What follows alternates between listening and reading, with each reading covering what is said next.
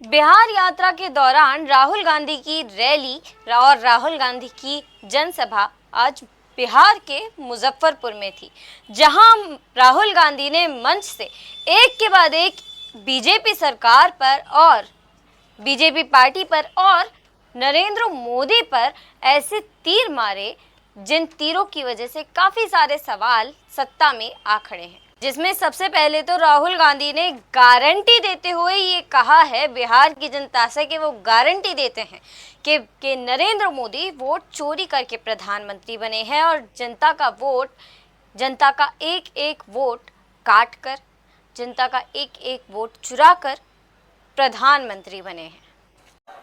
मैं आपको गारंटी देके कह रहा हूं और अच्छी तरह सुनिए, नरेंद्र मोदी वोट चोरी करके चुनाव जीतता है। नरेंद्र मोदी वोट चोरी करके, वोट कटवा के, वोट बढ़ा के चुनाव जीतता है और नरेंद्र मोदी और अमित शाह की मदद हिंदुस्तान का इलेक्शन कमीशन करता है। और वहीं तेजस्वी यादव का भी एक बयान सामने आया है जिसमें उन्होंने कहा है कि सरकार को हम उखाड़ फेंकेंगे। और इतना ही नहीं बल्कि उन्होंने अपने चाचा नीतीश कुमार के बारे में भी ये कहा है कि उनकी अब उम्र हो चुकी है, उनको रिटायरमेंट ले लेना चाहिए, वो इतना बोझा और इतना सारा काम नहीं संभाल पाएंगे। गायघाट की जनता जिंदाबाद। गायघाट मुजफ्फरपुर से आए हुए सभी लोगों को तेजस्वी प्रणाम सलाम करता है। आप सब लोग इतने बड़े तादाद में वोटर अधिकार यात्रा में पहुंचे हैं, आप लोगों ने हिम्मत जो दी है, आपको तेजस्वी वादा करता है कि सरकार को हम लोग उखाड़ के फेंकेंगे और एक नया सरकार हम लोग बनाने का काम करेंगे, जहां पढ़ाई, दवाई, कमाई, सिंचाई, सुनवाई और कार्रवाई वाली सरकार होनी चाहिए कि नहीं। हमारे चाचा तो अब उनकी स्थिति नहीं रह गई, अचेत अवस्था में हो गए। बिहार अब उनसे संभाला नहीं जा रहा है। अब खटारा सरकार हम लोगों को नहीं चाहिए 20 साल पुरानी। अब तेज रफ्तार से जो विकास करेगा, बिहार को आगे ले जाएगा, जो तरक्की करेगा, वैसी सरकार हम लोगों को लाना है, जो गरीब किसान की बात करे, मजदूर छात्र की बात करे, नौजवान की बात करे, महिला बुजुर्ग, चाहे कोई जात के हो, कोई वर्ग के हो, कोई धर्म के हो, हम लोग सब लोगों को साथ लेकर के चलेंगे।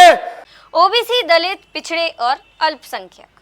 जी हाँ, राहुल गांधी ने बताया कि ज्यादातर वोट इन्हीं वर्गों के काटे जा रहे हैं और ये भी बताया कि हजारों लोग तो उनको भी मिले बिहार में जिन्होंने खुद अपने मुंह से ये कहा है कि हमने तो अनेकों बार वोट दिया लेकिन पता नहीं हमारा वोट कहां चला गया, और यहां तक कि जिंदा लोगों को भी मार दिया गया। बिहार में हजारों लोग हमसे मिले, हजारों लोग मिले, कहते हैं भैया हमने तो वोट किया, 3-4 बार वोट किया, हमारे पास सारी की सारी आईडी है, हमारा वोट काट दिया। हजारों लोग से मैं मिला हूं, यहां पे जिंदा लोगों को मार दिया।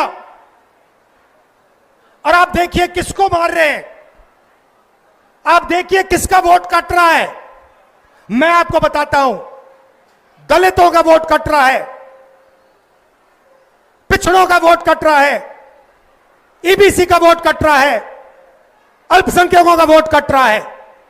मतलब हिंदुस्तान के गरीब लोगों का वोट कट रहा है। अंबानी का नहीं कट रहा, अदानी का नहीं कट रहा,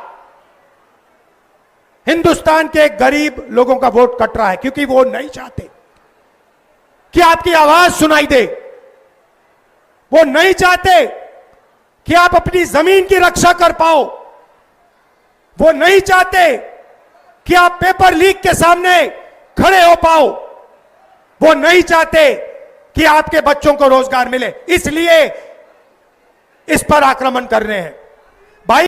और वहीं राहुल गांधी ने 2019 के चुनावों का जिक्र करते हुए ये बताया कि चुनावों का रिजल्ट आने से पहले, चुनावों का परिणाम आने से पहले प्रधानमंत्री नरेंद्र मोदी ने प्रेस कॉन्फ्रेंस के दौरान ये कहा था कि उनकी 300 सीटें आएंगी, उनकी पार्टी की 300 सीटें आएंगी, जबकि पोल अलग चल रहे थे और न्यूज़ चैनल्स के आंकड़े अलग चल रहे थे। लेकिन जब रिजल्ट आया तो सबके आंकड़े बिल्कुल फेल हो गए और भारतीय जनता पार्टी की 300 सीटें ही आई।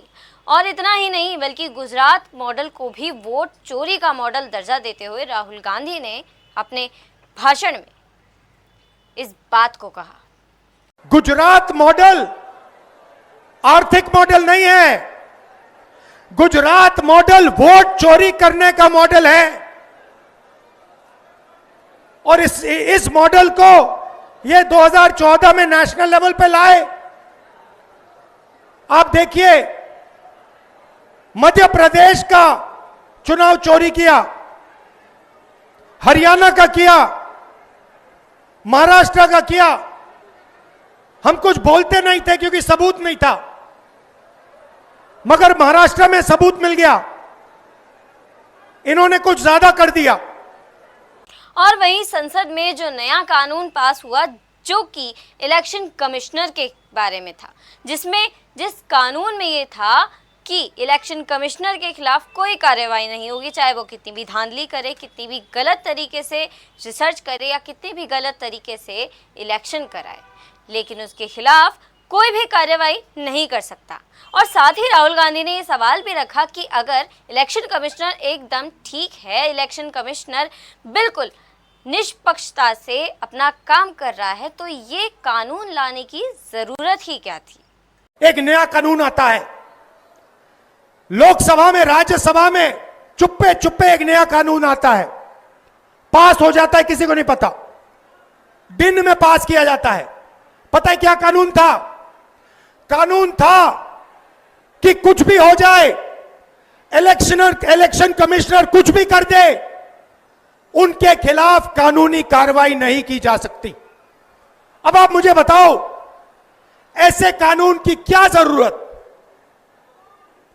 अगर ईमानदारी से इलेक्शन कमिश्नर काम कर रहा है तो ऐसे कानून की क्या जरूरत? भाई और बहनों, किसान को पीटकर जेल में डाल देते हैं,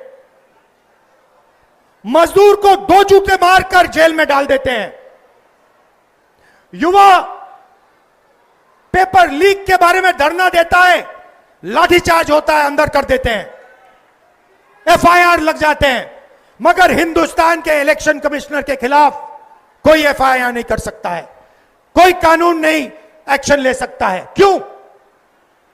इसका एक ही कारण है, ये लोग नरेंद्र मोदी की वोट चोरी में मदद कर रहे हैं। बहरहाल राहुल गांधी द्वारा खड़ी किए गए सवाल और राहुल गांधी द्वारा किए गए खुलासों के बारे में आप क्या सोचते हैं, कमेंट्स में लिखना मत भूलिएगा। तब तक के लिए खबर को ज़्यादा से ज़्यादा शेयर करिए, अपने विचार सुझाव कमेंट्स में ज़रूर लिखिएगा। चैनल को सब्सक्राइब कर लीजिए। देखते रहिए वर्ल्ड हेडलाइन। मैं नंदिनी नागर, नमस्कार।